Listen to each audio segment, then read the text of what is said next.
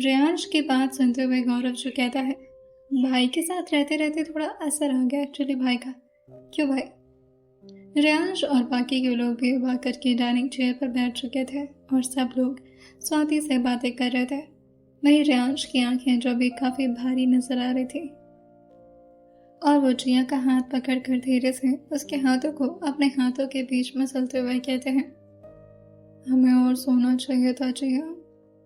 इस वक्त पूरे हॉल में थोड़ी शांति हो गई थी और रेयांश की बात सबके कानों में जैसे ही सुनाई देती है, गौरव जो खांसते हुए कहता है,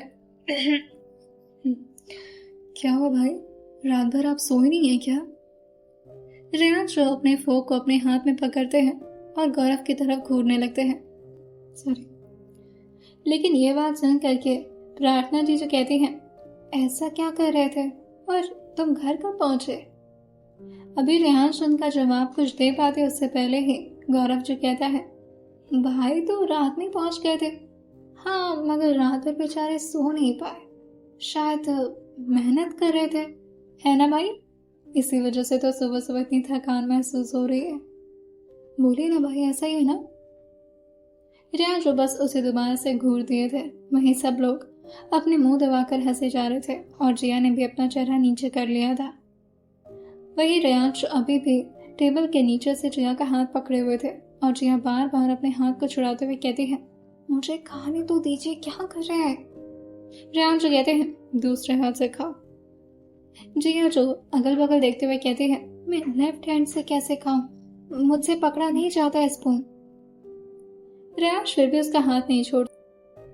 वही वेदिका जो जिया से कहती है, क्या हुआ तुम्हें, खाओ ना खाना।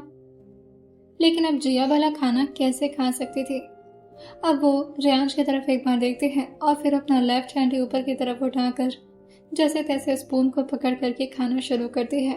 लेकिन सब लोग को ये काफी वियर्ड लग रहा था। सामने बैठी मृदुल जो जिया की तरफ देखकर कहती है, तुम इस तरह से खाना क्यों खा रही हो? तुम्हारा राइट है, उससे नहीं खाती हो क्या तुम? वही जिया जो ऑकवर्ड फील करते हुए कहती है, वो क्या है ना कि वो रेयांश को ही देख रही थी। रेयांश जो धीरे से कहते हैं, ओह एक्चुअली इसको चोट लग गई थी राइट हैंड में, राइट? जिया जो बस गुस्से में अपना सर हाँ मिलाते हुए कहती है, चोट लग गई थी मुझे। वो अभी भी अपने नाखूनों से रेयांश को मारने की कोशिश करती, लेकिन रेयांश ने उसके 5 उंगलियों को अपने हाथों में जकड़ लिया था और उसकी तरफ देख करके वो एक आईब्रो उठा देते हैं। गौरव तो समझ गया था कि आखिर उनका हाथ कहाँ पर व्यस्त है, लेकिन वो इस बारे में किसी को नहीं बताता। वह गौरव जो आगे कहता है, वैसे भाई ये रात भर की मेहनत का फल कब तक आएगा? अब रेयांश को और ज्यादा रहा नहीं जाता और वो गौरव की तरफ देखते हुए कहते हैं, तुमसे कोई काम धंधा नहीं हो पा रहा क्या? खाली दिमाग ले करके बस फालतू बकवास करना आता है तुम्हें? कुणाल, इसे जबरदस्ती यार ऑफिस लेकर जाओ और इसे कोई भी काम दो। अगर कोई काम नहीं हो पा रहा तो चपरासी की नौकरी दो इसे। गौरव जो कहता है, भाई ऐसा क्यों? और मेरी जिंदगी तो अच्छी चल रही है ना, मेरे 3 बड़े भाई कमा तो रहे हैं, अब मुझे कमाने की क्या जरूरत है?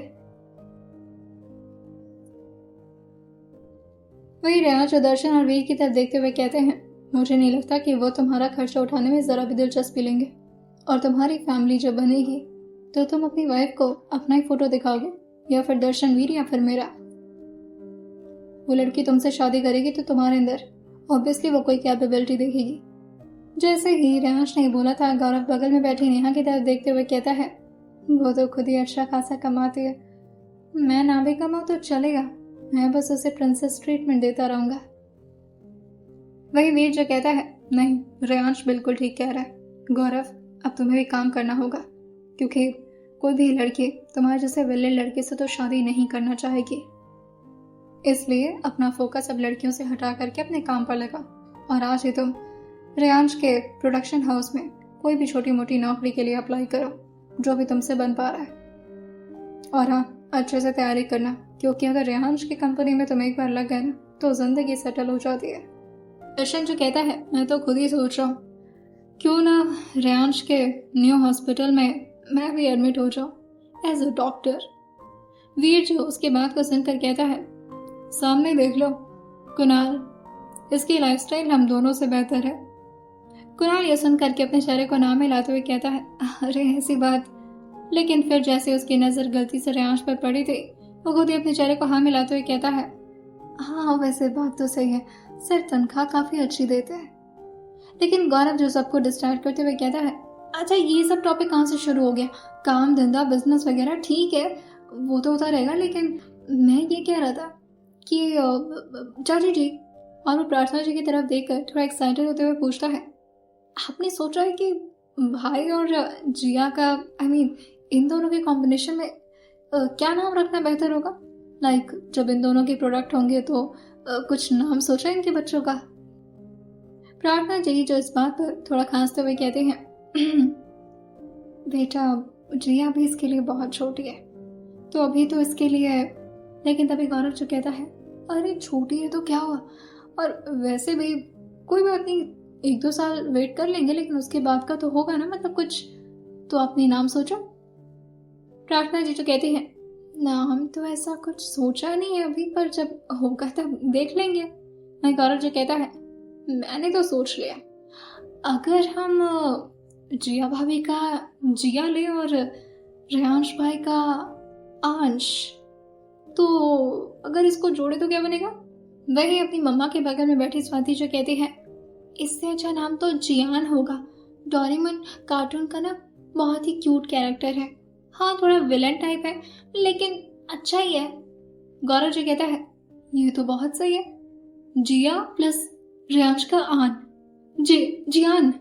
वाह, लेकिन उसके लिए तो फिर आपके प्रोडक्ट को थोड़ा मोटा होना पड़ेगा।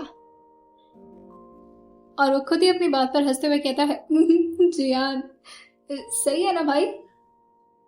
रेयांश अपनी जगह से खड़े होते हुए कहते हैं, मुझे ऐसा लगता है कि अब तुम सही नहीं रहने वाले हो।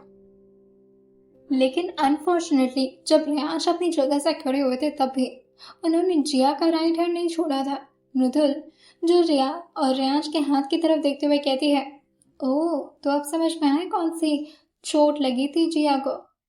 रेयांश तुरंत ही जिया का हाथ अपने हाथ से हटाते हैं और फिर अपनी जगह से थोड़ी दूर पर जाते हुए कहते हैं, ये लोग मुझे चैन से ना जीने देंगे ना खाने देंगे और ना ही सोने देंगे।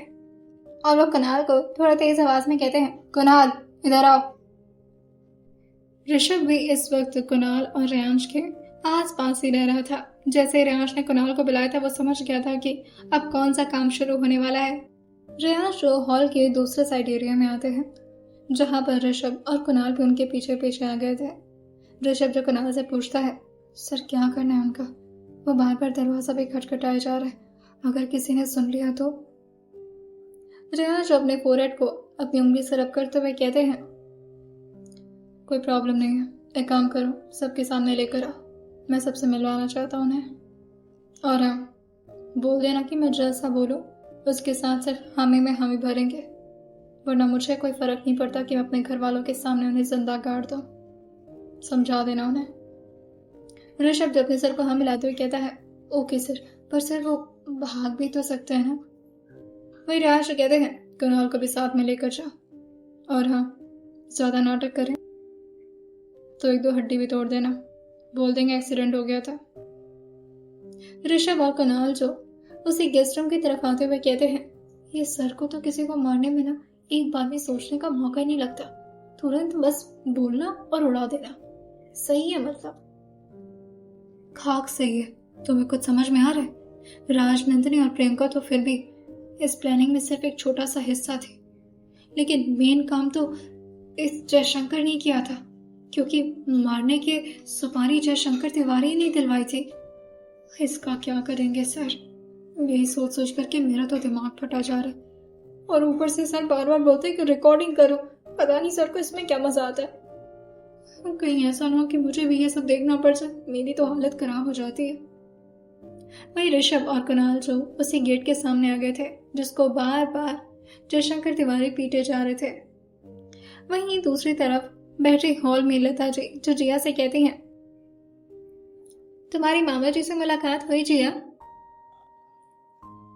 वहीं जिया जो अपने सर को नाम हिलाती है और उसके साथ ही थोड़ा डरते हुए कहती है, अब किस मामा की बात कर रही है? जैसे ही लता जी ने सुना था वो थोड़ा मुस्कुराते हुए कहते हैं, अरे बड़े मामा की बात कर रही हूँ, और किसकी बात करूँगी। वैसे भी आदित्य मामा तो लखनऊ में ही है ना। शायद वो कहीं बाहर रह रहे इस समय। जिया जो कहती है, मुझे नहीं पता उन लोगों के बारे में। वही लता जी जो कहती हैं, तुम्हें अपने घर वालों के बारे में कुछ नहीं पता। तुम्हें तो फिर ये भी नहीं पता होगा कि छोटी मामी को प्यारा सा बच्चा हुआ है। जैसे ही जिया ने ये सुना था, वो भी लता जी की तरफ देखते हुए कहती है, क्या? चाची मतलब चाचू का बच्चा हुआ है? लता जी जो अपने चेहरे को नाम मिलाते हुए कहती हैं, नहीं नहीं, विश्वास मामू का बच्चा नहीं हो सकता, वो तो श्वेता मामी का बच्चा है। ये सुन करके जिया भी हल्का सा मुस्कुराते हुए कहती है, हाँ मतलब चाची का बच्चा हुआ है और मुझे कुछ पता ही नहीं है। लता जी जो धीरे से उसके बाजू पर हाथ रखते हुए कहती हैं, तुम्हें रेयांशी कुछ नहीं बताते क्या? क्योंकि शायद उन्हें तो पता ही होगा इस बारे में। जिया जो तुरंत अपनी जगह से खड़े होकर कहती है, मैं भी इस बारे में उनसे बात करके आती हूँ। वो शायद मुझे भूल गए होंगे बताना, वरना वो कोई बात मुझसे नहीं छुपाते। अरे बोल कर जिया जो थोड़े गुस्से में ही रेहांश की तरफ बढ़ गई थी, जिस तरफ वो गए थे। रेहांश जो भी अपना हाथ फोल्ड किए सामने की तरफ देख कर कुछ सोचे जा रहे थे कि तभी उनके कंधे पर किसी का हाथ पड़ता है, और उस हाथ की मुलायमता से ही रेहांश समझ गए थे कि ये किसका हाथ है। वो उसी हाथ पर धीरे से अपना हाथ रखते हैं और फिर हल्का सा मुस्कुराते हुए कहते हैं, 1 मिनट भी रहा नहीं जा रहा मेरे बिना। लेकिन जिया जो थोड़े गुस्से में उनके सामने आकर कहती है, आप मुझे मेरी फैमिली से पूरी तरह से अलग कर देना चाहते हैं ना? हाँ मैं जानती हूँ कि मेरी फैमिली बहुत टॉक्सिक है, मगर इसका मतलब ये तो नहीं कि आपको मेरे घर वालों के बारे में कुछ पता चलेगा और आप मुझे बताना भी जरूरी नहीं समझेंगे। अभी भी मेरा एक तार वहां से जुड़ा हुआ है, समझ रहे हैं आप? रियाज जी कहते हैं, क्या बहकी बहकी बातें कर रही हो सुबह सुबह? जिया जो कहती है, मेरी चाची का बेटा हुआ है, आपने मुझे बताया भी नहीं। रियाज जो जिया की गाल पर अपना हाथ रखते हुए कहते हैं, मैं तुम्हें उनसे मिलवाने ले जाऊंगा एक दिन, पर अभी नहीं, अभी तुम्हारी हेल्थ ठीक नहीं है, और अगर तुम्हें बताता तो तुम जाने की जिद करते। सिर्फ इसी वजह से नहीं बताया जिया। मैं जिया जो कहती है, हाँ पर बताना तो चाहिए था ना, एक दफा बात तो कर लेती मैं कम से कम उनसे। आपको पता है, आपको कैसे पता होगा मेरा और उनका कितना अच्छा बॉन्डिंग था। जब भी मैं मार खाकर रोते हुए अपने कमरे में चुप जाया करती थी ना, तो वो मुझे शांत करने आती थी, मुझे प्यार करने आती थी। जो प्यार मुझे मेरी माँ से नहीं मिला, वो प्यार मुझे मेरे चाचा और चाची ने दिया। आपको कुछ नहीं पता, और आज उनका बच्चा हुआ, मुझे इस बारे में अंदाजा भी नहीं है, कोई आइडिया नहीं है मुझे। कोई तीसरा आकर मुझे बता रहा है मेरे घर परिवार के बारे में। काश आप मुझे पहले बता दिए होते, कम से कम बात तो कर लेते उनसे। पीछे से जिया को कोई समझाते हुए कहता है, रेयांशी जो करते हैं सोच समझ कर ही करते हैं बेटा। ये आवाज जिया को पहले तो विश्वास ही नहीं दिला पाती कि ये किसकी आवाज है, लेकिन जिया जो झटके से पीछे मुड़कर देखती है तो तुरंत ही लड़खड़ाकर रेयांश की बाहों की तरफ गिर जाती है। पीछे से रेयांश उसको संभालते हुए उसके कान के पास आते हुए कहते हैं, जिया ब्रीथ, रिलैक्स, कुछ नहीं होगा। लेकिन जिया जो घबरा करके रेयांश की तरफ अपना चेहरा करते हुए कहती है, ये यहाँ क्या कर रहे? ये यहाँ पर आप इन्हें यहाँ पर क्यों लेकर आए? मुझे यहाँ नहीं रहना। अभी वो वहां से जा पाती, लेकिन तभी रेयांश उसका हाथ पकड़ते हैं और उसे झटके से अपने करीब खींचते हुए कहते हैं, जिया और कब तक डरने वाली हो तुम इनसे? इधर देखो मेरी तरफ। लेकिन जिया ने अपना चेहरा नीचे किया हुआ था, अपना हाथ छुड़ाते हुए कहती है, मुझे जाने दीजिए, प्लीज मुझे जाने दीजिए, मुझे यहाँ नहीं रहना। रेयांश उसको समझाते हुए कहते हैं, जिया मेरी आंखों में देखो एक बार। जिया जो हिम्मत करते हुए अपनी लाल और नम भरी आंखों को रेयांश की तरफ करते हुए कहती है, क्या है, क्या चाहते हैं आप मुझसे? मुझे यहाँ नहीं रहना, आप समझ नहीं रहना। रेयांश कहते हैं, मैं सब समझ रहा हूँ जिया, मेरी जान, मैं सब समझ रहा हूँ, बस मेरी बात ध्यान से सुनो। इस इंसान से तुम्हें डरने की जरूरत नहीं है। जिया जो कहती है, मैं यहाँ नहीं रहना चाहती, मुझे यहाँ नहीं रहना, मुझे उनसे बात नहीं करनी। लेकिन तभी रेयांश जबरदस्ती जिया को जयशंकर तिवारी की तरफ मोड़ते हुए कहते हैं, बस करो और ये डरने का नाटक खत्म करो। जितना तुम लोगों से डरोगी, लोग तुम्हें उतना ही डराएंगे। अपने डर को फेस करना सीखो। जिया जो रेयांश की तरफ देखकर कहती है, मुझे नहीं करना, मुझे ये सब नहीं करना, और मुझे दोबारा से अपने पास्ट के सामने खड़ा मत किया करिए, मैं कमजोर पड़ जाती हूँ। लेकिन रेयांश उसके चेहरे को जबरदस्ती अपने चेहरे की तरफ करते हुए कहते हैं, किस बात का डर है तुम्हें? रेयांश अग्निहोत्री है तुम्हारे साथ। यही चाहिए था ना तुम्हें? तुमने अपनी डायरी में भी यही लिखा था जिया, कि काश कोई ऐसा शख्स तुम्हारे साथ हो जो तुम्हें हर वक्त हर काम में सपोर्ट करे, तुम्हारी बात पर भरोसा करे और तुम्हें तुम्हारी टॉक्सिक फैमिली से बचा सके। उस फैमिली से जिसमें ये शख्स राज करता था और अपने इशारों पर सबको नचाता था। आज तुम्हें इसके साथ जो करना है तुम कर सकती हो। तुम्हें इसे डांटना है, बोलना है, if you want to abuse just do it. अगर चाहो तो थप्पड़ भी मार सकती हो, और अगर कहो तो मैं इन्हें खुद तुम्हारे हाथों से जान से मरवाऊंगा। तुम्हें जो करना है इसके साथ वो करो, पूरी तरह से फ्री हो तुम। लेकिन जिया जो अपने हाथ को छुड़ाते हुए कहती है, ये मेरे बड़े पापा हैं, मैं इनके सामने कुछ बोल नहीं पाती और आप कह रहे हैं कि मैं थप्पड़ मारूं इन्हें। मुझे इन सब से रिहा कर दीजिए। मैं दोबारा से अपने उस पुराने अतीत के सामने नहीं खड़े होना चाहती। मुझे पता है आप मेरे साथ हैं और मुझे किसी भी बात का डर नहीं है, पर आप मेरा पास्ट ट्रॉमा नहीं समझ सकते ना, इसलिए प्लीज मुझे इन सब से दूर रखिए। जिया भी वहां से जा पाती उससे पहले ही जयशंकर तिवारी जो कहते हैं, आप अगर मुझे गाली देना चाहती हैं तो दे दीजिए, क्योंकि अगर आप ऐसा नहीं करती हैं तो यह शख्स मेरी बेटी को मार देगा। रेयांश तुरंत ही जयशंकर तिवारी को घूरते हुए एक तुरछे मुस्कान पास करते हुए कहते हैं, बहुत घटिया चाल खेला है आपने। वो नहीं चाहते थे कि जिया को इस बारे में पता चले। वहीं जिया भी हैरानी में पीछे मुड़कर रेयांश की तरफ देखते हुए कहती है, ये क्या कह रहे हैं? आपने इनकी बेटी के साथ क्या किया? और वो ठीक है ना? आरुषि ठीक है ना? रेयांश और जिया को थोड़ा जोर से डांटते हुए कहते हैं, तुम दुनिया के बारे में सिर्फ सोच सकती हो, लेकिन खुद के बारे में जब सोचने पर आता है ना तो तुम्हारा दिमाग बंद हो जाता है। जिया, क्या फर्क पड़ता है तुम्हें इनकी बेटी से? जैसे रेयांश ने बोला था, जिया जो थोड़ा सहम करके पीछे होते हुए कहती है,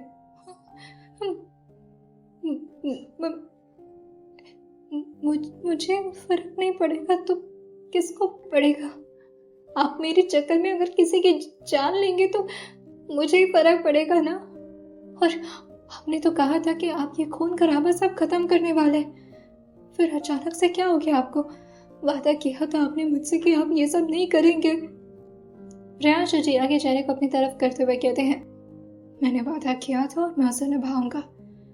मैं झूठ में कभी किसी को नहीं मारता जिया, लेकिन अगर मेरी मोहब्बत के साथ कोई मजाक करेगा या उसके जिंदगी के साथ कोई खिलवाड़ करने की कोशिश करेगा और मैं उसे छोड़ दूंगा, इस गलतफहमी में तुम कभी मत रहना।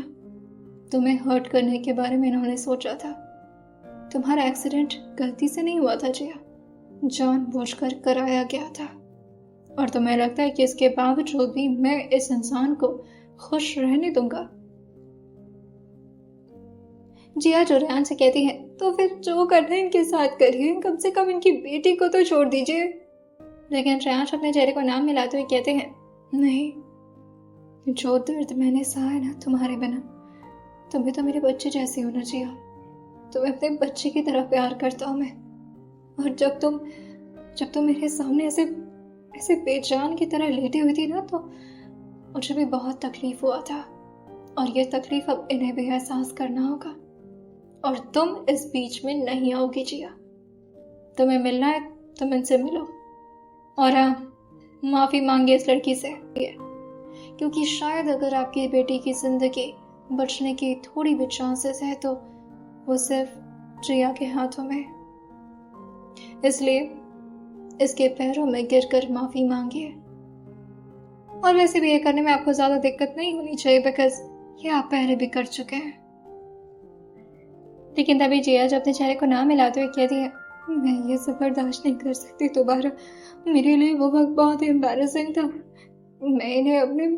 लेकिन तभी रेयांश उसको रोकते हुए कहते हैं, नहीं नहीं, सिर्फ अपने पैरों में उन्हें जगह नहीं देनी, बल्कि उसके साथ इनके चेहरे पर एक तमाचा मार कर उन्हें यह भी बताना है कि तुम पुरानी जिया नहीं, जिया तिवारी नहीं, बल्कि अब जिया अग्निहोत्री बन चुकी हो। रेयांश अग्निहोत्री की बीवी के थोड़े तो लक्षण लेकर आओ जिया। लेकिन जिया जो अब इन सब चीजों के लिए तैयार नहीं थी, उसे नहीं चाहिए था ये सब कुछ। उसे तो बस रेयांश के साथ एक पुरानी नॉर्मल जिंदगी चाहिए थी, जिसमें उसके घर वालों का कोई नामो निशान ना हो, उसका वो पास ट्रॉमा नजर ना आए, और उसके साथ ही सिर्फ रेयांश और जिया की खुशियां हो। लेकिन रेयांश की बातें जिया को परेशान कर रही थी। अब जयशंकर तिवारी भी तुरंत ही जिया के पैरों में आकर अपना माथा टेकते हुए कहते हैं, मैं हार गया, हर तरह से हार गया, और अब मेरे अंदर खुद ही जीने की उम्मीद नहीं बची है। बस मेरी बच्ची को छोड़ दो और कहो अपने पति से कि वो मेरी बच्ची को जाने दे, वो भी बहुत छोटी है। रेयांश जो नीचे की तरफ झुककर उनके बालों को जोर से पकड़कर उनके चेहरे को उठाते हुए कहते हैं, मेरी जिया भी बहुत छोटी थी जब से आपने उसके साथ टॉर्चर करना शुरू किया था, उसे मारना शुरू किया था। और वो जिया की तरफ देखकर इशारा कर दिए थे। लेकिन जिया जो अभी भी तैयार नहीं होती, रेयांश कहते हैं, अगर अब इनके बेटे को बचाना चाहती हो तो तुम खुद इन्हें थप्पड़ मारोगी, अपने अंदर की सारी भड़ास निकालोगी अभी इसी वक्त, क्योंकि अगर तुम ऐसा नहीं करती हो तो मेरी सिर्फ एक कॉल ही काफी होगी। जहां इस वक्त वो अपनी जान की भीख मांग कर लटकी पड़ी है ना, बस एक बार रस्सी कटी और वो समंदर की गहराइयों में जहां ये शख्स तुम्हें पहुंचाना चाहता था, आज खुद अपनी बेटी को उस जगह पर देखकर सुकून तो मिलेगा ना आपको जयशंकर। जिया जो आसपास देखते, लेकिन वहां पर कोई भी नहीं था, और जिया जो काफी मुश्किल से अपना हाथ धीरे से उठाती है और अभी उनकी गाल तक वो पहुंचते, लेकिन उसकी हिम्मत ही नहीं हो पा रही थी। लेकिन तभी रेयांश जो कुणाल से कहते हैं, मेरा फोन दो। वैसे भी मेरी जिया के पास बहुत सारी बहनें हैं, तो उसमें से अगर एक चली भी जाती तो क्या फर्क पड़ता है। और ये बोलकर रेयांश ने फोन अपने हाथ में ले लिया था। अभी वो किसी को फोन मिलाते उससे पहले ही जिया जो रोते हुए धीरे से कहती है, सॉरी, मुझसे ये नहीं हो पा रहा। पर रेयांश अभी किसी को फोन मिला चुके थे और अपने कान पर वो फोन लगाकर किसी से हेलो बोल रहे थे। तब तक रेयांश के कानों में जोर से चटाक की आवाज पड़ती है, जो जिया ने इस वक्त जयशंकर तिवारी के गालों पर दे मारा था। और जैसे ही रेयांश ने वो आवाज सुनी थी, वो अपनी आंखें बंद करके गहरी सांस भरते हुए कहते हैं, सैटिस्फैक्शन। और वो अपने कान से फोन हटाते हुए कहते हैं, एक और मारो। जिया जो रेयांश से कहती है, आपने सिर्फ एक बोला था। रेयांश कहते हैं, एक और मारो जिया। और वो उसको अपनी पुरानी बातों को याद दिलाते हुए कहते हैं, सिर्फ तुम्हें ही नहीं, तुम्हारी बहन को भी इस इंसान ने बहुत टॉर्चर किया है। जब वो किसी के साथ घूमने के लिए गई थी, याद होगा शायद तुम्हें। जिया जैसे ही सुनी थी, वो फिर से रोते हुए दूसरा थप्पड़ उनके गालों पर मारती है। वही रेयांश एक एक करके जिया को उसके एक एक पास्ट के बारे में याद दिलाते, जो भी उसने डायरी में लिख रखा था उसकी हर एक कहानियों को। और उतने ही थप्पड़ जयशंकर तिवारी के गाल पर जिया के पड़ रहे थे, और अब उसके अंदर भी हिम्मत आ गई थी। वो भी बचपन से बहुत ज्यादा घुटन और दबाव में रही थी, लेकिन कभी कभी उसे भी बहुत गुस्सा आता था। वो चाहती थी कि उसका बस चले तो वो खुद ही मार कर सबको भाग जाए यहाँ से। कभी कभी इस तरह का भी डिप्रेशन उसने झेला था, लेकिन सब कुछ सिर्फ वो अपना किस्मत समझकर झेलती जा रही थी। लेकिन आज नहीं, आज रेयांश अग्निहोत्री उसे पूरी तरह से इंडिपेंडेंट, स्ट्रॉन्ग बनाना चाह रहे थे। उसके मन की सारी तकलीफों को खत्म करना चाह रहे थे, ताकि दोबारा से जयशंकर तिवारी का डर उसके दिमाग से पूरी तरह से निकल जाए। और अब ऐसा ही होता है। जिया जो अब अपनी पूरी तरह से आपे को खो करके उनके कॉलर को जोर से पकड़कर अपनी तरफ खींचते हुए कहती है, क्यों किया मेरे साथ ऐसा? मैंने क्या बिगाड़ा था आपका? आप तो मुझे बचपन में बहुत प्यार करते थे, ऐसा प्रिटेंड करते थे ना सिर्फ आप, मेरे एक मार्क्स कम आने पर आप मुझे इतनी बुरी तरह से मार देते। कोई दूसरा लड़का अगर मुझे देखता था तो भी आप मुझे ही मारते थे। मैंने क्या कपड़े पहन रखे हैं, मैंने किस तरह का हेयर स्टाइल किया है, आपको हर एक चीज से प्रॉब्लम होती थी और हर एक चीज का सलूशन सिर्फ मार होता था। कभी मुझे दोस्त नहीं बनाने दिया, कभी मेरी फीलिंग्स को किसी के साथ शेयर नहीं करने दिया। जब भी किसी को बताने की कोशिश की, आपने मेरा मुंह दबा दिया, बंद कर दी मेरी आवाज। मेरे माँ पापा को भी नहीं पता कि आपने कितना बुरा किया है मेरे साथ। आज भी निशान है मेरे शरीर पर। डर जाती हूँ मैं वो सारी रातों को सोचकर जब आपकी आवाज मेरे रूम के आसपास गूंजती थी तो कमरे में बंद करके मारा है आपने मुझे। मैं भी आपकी बच्चे की तरह छोटी थी और मेरे पास तो कोई नहीं था, अपनी माँ भी नहीं जिससे मैं चिपक कर रो सकूं। क्यों दिया इतना दर्द मुझे? और ये बोलते हुए वो पूरी तरह से टूट गई थी और अपने ही घुटनों पर बिल्कुल बेजान की तरह बैठ जाती है। रियांश तुरंत ही उसकी तरफ झुककर उसको धीरे से उठाते हैं और अपनी गोद में उठाकर उसे तुरंत ही रूम की तरफ लेते जाते हैं।